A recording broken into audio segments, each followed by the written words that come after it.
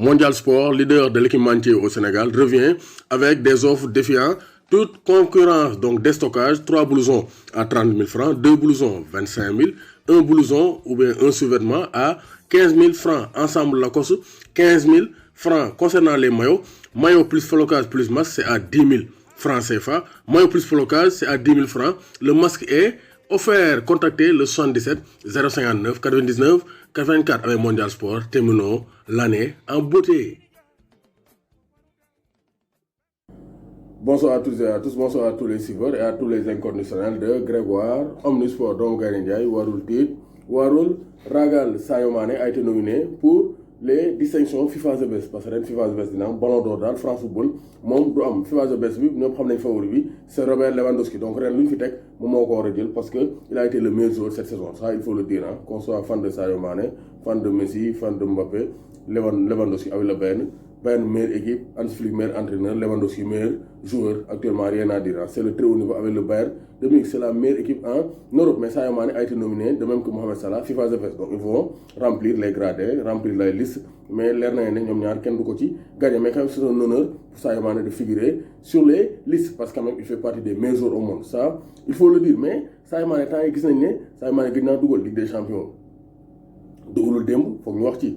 Sadio Mané quand même, il doit reprendre ses esprits. Il doit reprendre ses esprits. Depuis son but face à Everton, Sadio Mané gisatuñu ay bitam.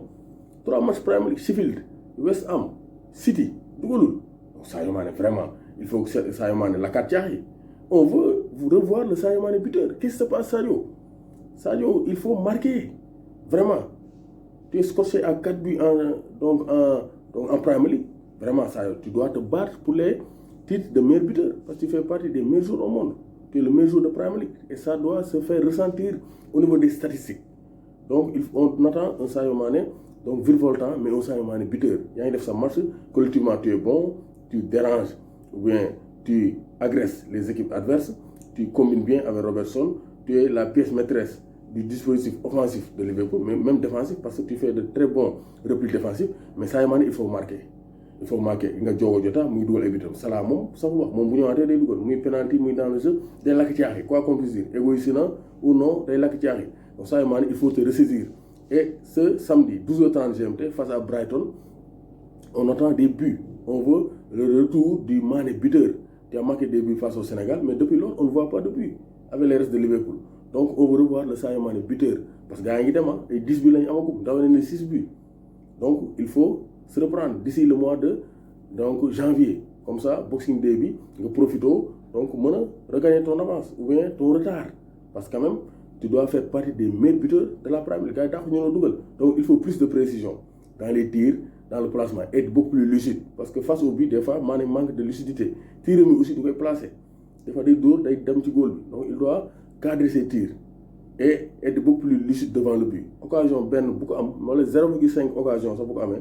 Donc on attend de voir le Sadio Mané buteur parce que ça fait 3 matchs en Premier League qu'il ne marque pas. Ligue des Champions dougalul. Donc on attend le grand Sadio Mané ce samedi face à Brighton pour reprendre les chemins des filets. Parce que tu es un grand buteur. Et il faut gonfler les statistiques. Le Ballon d'Or 2021, ça arrive. Donc Sadio Mané, il ne faut pas dormir sur tes lauriers. Tu fais de très bons matchs, mais il faut marquer. Football dougal, comme nous avons dit. Doomu Gaynde Njaay warul tiit warul ragal parce que football bi lu mu neex bit bi am na ci solo Sadio Mané sunu fierté